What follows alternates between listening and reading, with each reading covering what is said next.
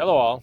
So I made a video on all the sensor locations on a Toyota 1.8 liter engine, and I got a lot of comments on sensors that I missed. So I thought I'd make a part 2 to point out all the sensors that wasn't inside of that video. And again, this is going to be a 2012 Toyota Corolla with the 1.8 liter engine, but the sensor locations and things like that should be very similar across all the 1.8 liters. And so first up is going to be the manifold absolute pressure sensor. I got a lot of questions about that one. And basically your Toyota 1.8 liter may or may not have a manifold absolute pressure sensor. And if yours doesn't, like this 1.8 liter, then the computer uses the mass airflow sensor along with other sensors to do its calculations, and there's no manifold absolute pressure sensor. I plan to do some more research on that and make a dedicated video, and I don't want to give anybody bad information. So if you are looking for the manifold absolute pressure sensor, you need to research the year that your Toyota was built, because it may or may not have a manifold absolute pressure sensor. Okay, so the next sensor is going to be the AC pressure sensor, which if you look right here inside the front, right down here on the left, right here, this is going to be it right here. This is called the AC pressure sensor. Next up is going to be the NOx sensor, which is going to be located up underneath the intake manifold, right down inside of here. It's kind of hard to get to. You have to remove the whole intake.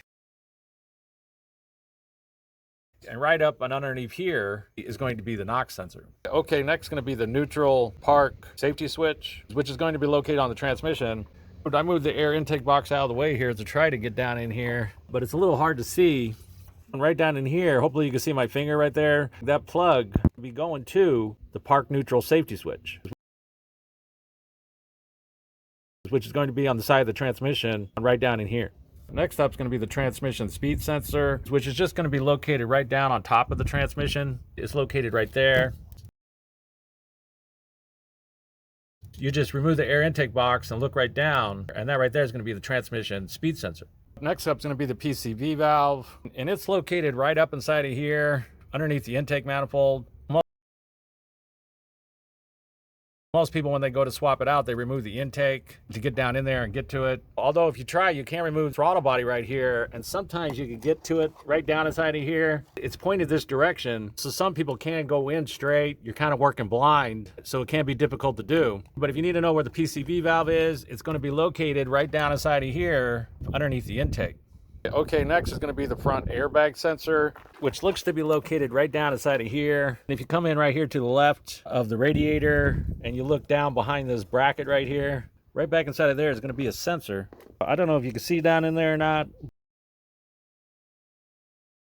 but right down inside of there is going to be a sensor, and that right there is going to be the front airbag sensor. Next up is going to be the accelerator pedal sensor, which is just going to be located right on the gas pedal. You just look up and right there, that's accelerator pedal position sensor, also called the app sensor. Next up is going to be the fuel tank pressure sensor, also called the EVAP pressure sensor. And if you come up underneath the driver's side rear tire and you look right up behind here, and you look right up, there's going to be what's called a charcoal canister, which is located right there. And I have one right here. This is out of 2012 Toyota Corolla. This is what's called the charcoal canister. And this part right here is called a leak detection pump. And built into it is going to be the vent valve and the pressure sensor. So if you're trying to locate the fuel tank pressure sensor or EVAP pressure sensor, it's going to be located inside of this, which is called a leak detection pump. Next up is going to be the wheel speed sensors. And these are going to be located, if you take the tires off, if you look right on the hub, there's going to be a sensor at each wheel. So there's going to be a total of 4. You take the tire off, and on each hub is going to be a sensor, and that's where each wheel speed sensor is going to be located. Next up is the steering wheel angle sensor, which is just going to be located inside the steering wheel, right down inside of here. It's going to be where the steering wheel angle sensor is located. You have to take apart the whole steering wheel, and it's going to be located inside of there. So that's basically it. I think I covered all the sensors that I was asked about and I missed inside the first video. If I missed some again, comment down below and I'll come back and try to make another video. But that's basically it. If this video helps you, please click like.